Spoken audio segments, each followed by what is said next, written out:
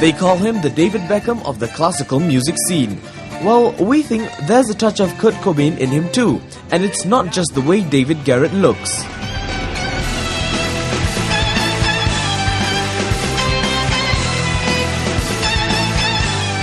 German violinist David Garrett, who graduated from the prestigious Juilliard School of Music, is easily one of the most rock-tastic, attractive violinists on the scene, with a fusion of rock and classical genres. The 31-year-old violin rock star was in Singapore recently to promote his latest crossover album, Rock Symphonies, and even took some time out to perform for his fans at an exclusive autograph and photo session at Paragon.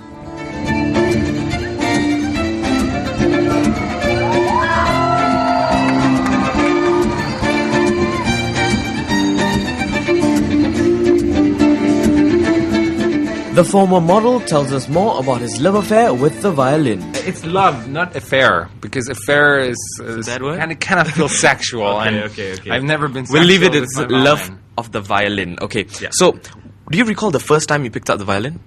No. You were 4, right? About 4, 5? I have no idea.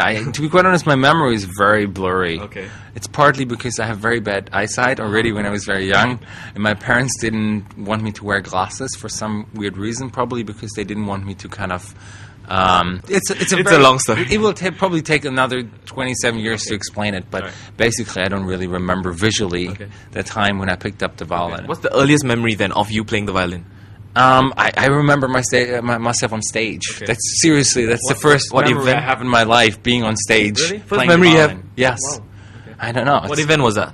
It was a competition. I don't know. It seems like I suddenly woke up in my life on a competition. Probably my heart was beating like crazy, and I was like, "I'm alive!"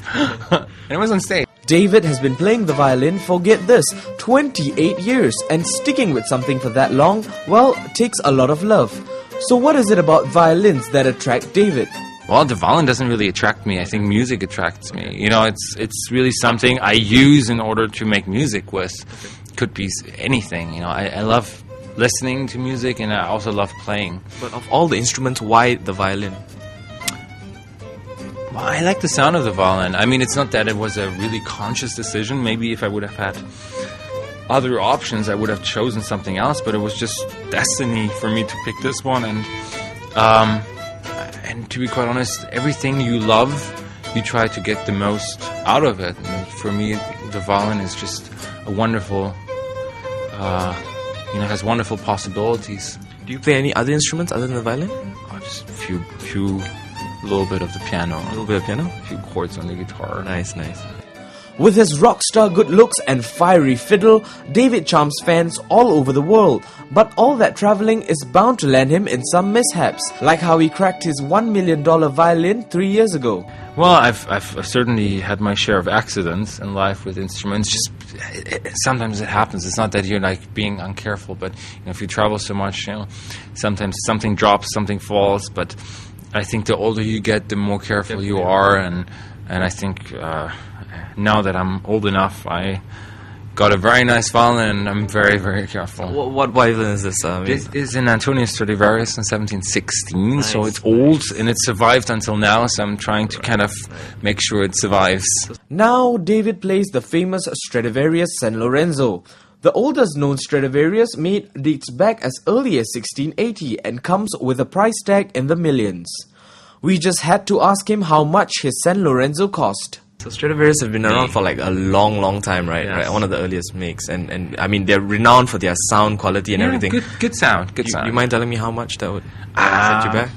It didn't set me back at all, because I think it was really something it was an investment. Every singer has to rely on their voice, and as a violinist you have to have you don't have that luxury. You really have to kind of pay for your voice.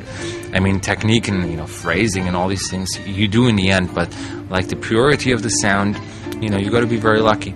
It's a lot of money. He's been a violinist all his life and now enjoys rock star status in both the pop and classical worlds. If he had a choice, would he have done something else instead? I would be a manager, because I really sometimes envy the person who sends me all around the world, still gets great cut of my money, Right. and doesn't have to do all the work. Okay. No So pressure. You would be an and artist manager. Good rewards. Right. I would be a manager. Yes. Right.